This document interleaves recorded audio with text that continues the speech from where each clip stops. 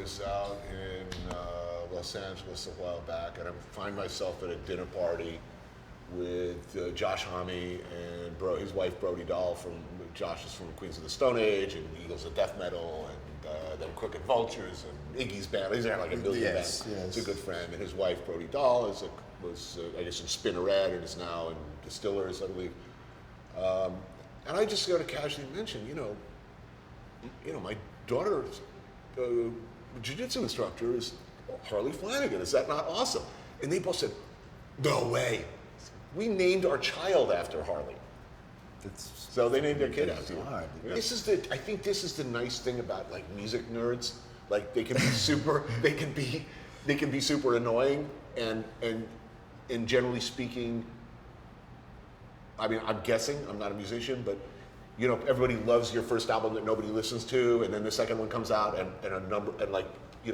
more people buy it, and then all the music nerds who liked your first album, no, they're not good anymore. There's that instinct. But the fact is, those same people are the ones who, when you go to your Wikipedia page, I'm going to guess that they pretty much, somebody made the effort to get it kind of right. Or if you look up New York hardcore, I'm guessing your name is in there somewhere. Yeah, I mean, they got like, we did a show with a while back with Kool Herc, African Bambaataa, and Melly Mel in the Bronx.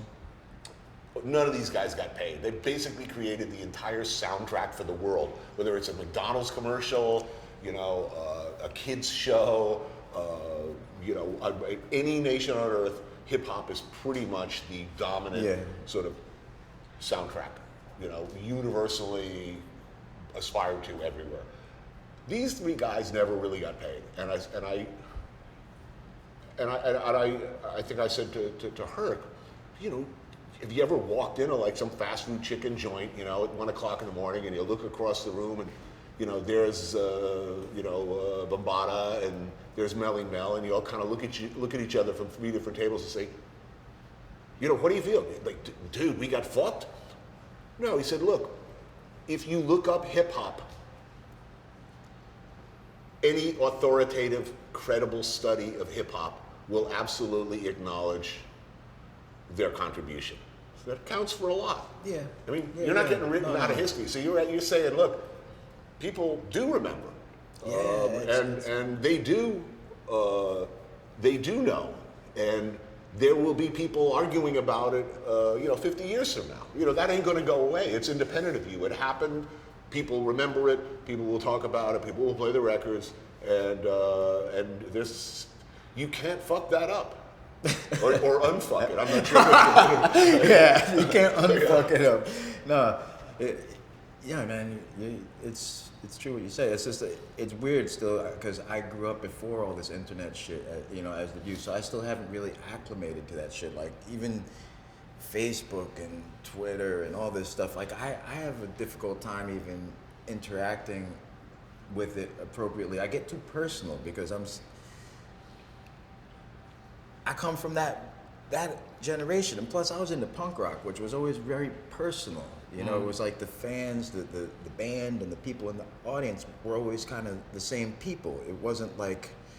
No, they literally were. They were. It wasn't like Kiss, who's on stage, and it's like, there's the band, and we're the people over here. I always hated that shit. Like, I was never into arena rock or whatever the fuck it was, but, I grew up on punk rock, so I still have that nature of being personal with people, and boy, that fucking is so doesn't work in this age. I think what people seem to forget or don't understand or should understand is that nobody bought those records then.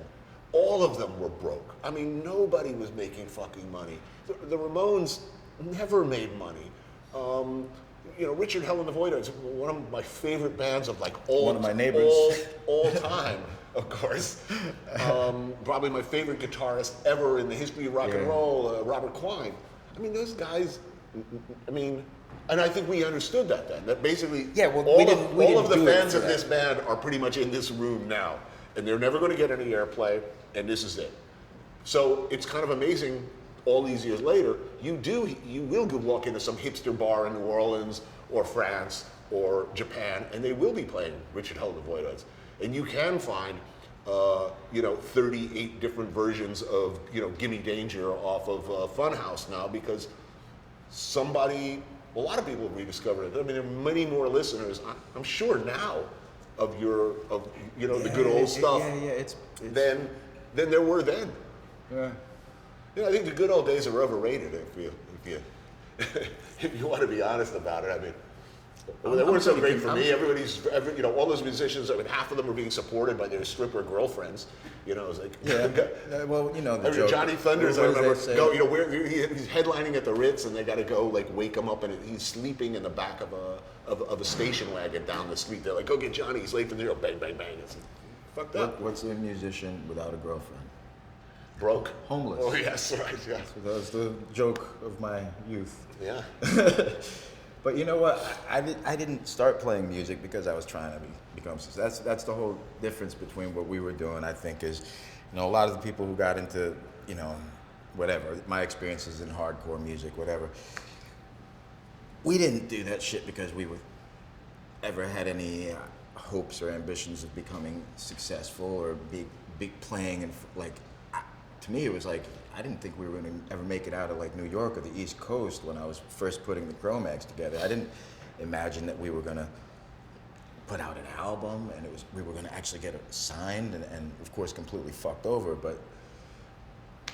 And then later bands actually were starting bands because they had that in mind. They wanted to, be successful and this and that. But that wasn't the motivation then. So if I didn't make the money, fuck it. It really wasn't. That wasn't the goal. Well, I think original Cro-Mags had a similar effect, a similar story to the Ramones in that people said, the Ramones would play, Minnesota, Minneapolis back in the day, or Cleveland, or out there on the road, and 50 people would show up, but every single one of them, after they saw the Ramones, would form a band, and I suspect Cro-Mags had that same kind of electrifying effect on a lot of people. It's like, I want to do that, I can do it. I hate to say because I want to sound like I'm patting myself on the back, but it's fucking true though, man. We fucking blew a lot of people away.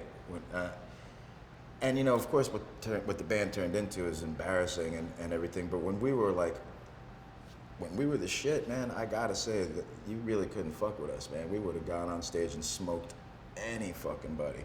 So, to see it turn into kind of a joke and that hurts a little bit, but that's the story of rock and exactly. roll. You end up doing some iteration of the original band, probably not with the original people in it. Ends up playing, county fairs next to Dokken and Slayer. But the former bass player from Dokken, exactly, and a bunch of guys. That's fuck it. All roads lead to that. Yeah. I mean, I think nothing is pure. Yeah, at a certain point, shit has to get ridiculous. I mean, it's sort of. It kind of always happens that way, doesn't it? Yeah. And there's always, beefs between the two band members, or it's like the fucking everything. It's always got. But I think from my observations, the rules of rock and roll always lead to certain universal truths. The bad girlfriend. Yes. Every band has a Yoko Ono. There's every band. The lead singer syndrome. Yes. Because they don't play an instrument, so they just, Now, lead singer syndrome is real.